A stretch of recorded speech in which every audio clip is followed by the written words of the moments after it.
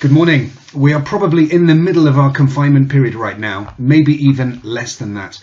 So, having barely been out of the house for 6 long weeks, doing another 6 feels like a drag.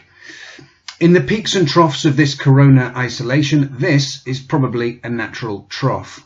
So, we have no other option than to batten down the hatches, chin up and soldier on.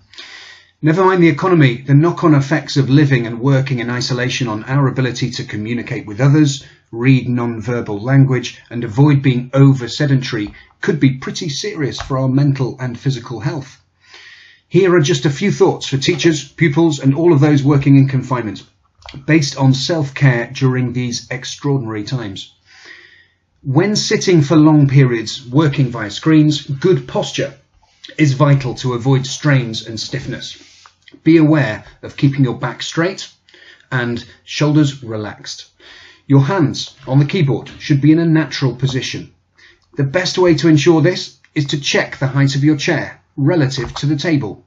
The screen should be at chest height or eye level, so you may need to prop up your monitor on a platform or a pile of books. Otherwise, you'll end up looking downwards all day, producing a stiff neck or shoulders. Needless to say, your chair must offer comfortable back support. Perhaps a pillow or a cushion would help. Even better, if you have a high table, you could consider working while standing up. We burn significantly more calories standing rather than sitting for most of the day. When you don't have to be connected for lessons or work, it's advisable to avoid the temptation to continue to use devices or consoles for entertainment.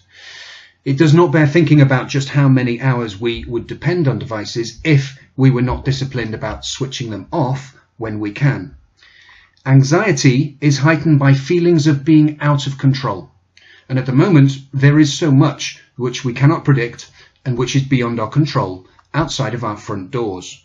Indeed, the constant flow of disconcerting news beyond our front doors, such as the daily reports of startling figures from the government, for example, can be anxiety-inducing as well as fascinating. The urge to be well informed must have limits. Therefore, to control what we search for, or even to mute keywords on social media applications and notifications, is increasingly important to maintain sanity and perspective.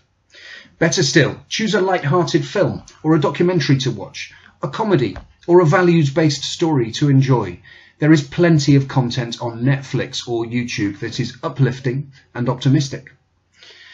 Exercise and contact with nature is something we take for granted, but now we must appreciate it more than ever. A little imagination and special effort is therefore required to get some fresh air, some sunshine, some vitamin D. On a personal note, I am working from home at the moment in the basement, and I can really tell the difference with the lack of natural light for extended hours. It weighs heavy. Although we cannot replicate the social benefits of team sport and the camaraderie that it produces, at least stretching and indoor or garden exercises will keep the lungs and the heart in shape. From this weekend, children are now allowed out for an hour a day for the first time in over 6 weeks. Let's savour the opportunity and enjoy that contact with nature and the opportunity to be outdoors more than ever before. Because the better we look after ourselves during this period at the moment, the quicker time will pass and the quicker we can resume normal routines when it's possible to do so. Stay safe, everybody, and we hope to see you soon, hopefully in school.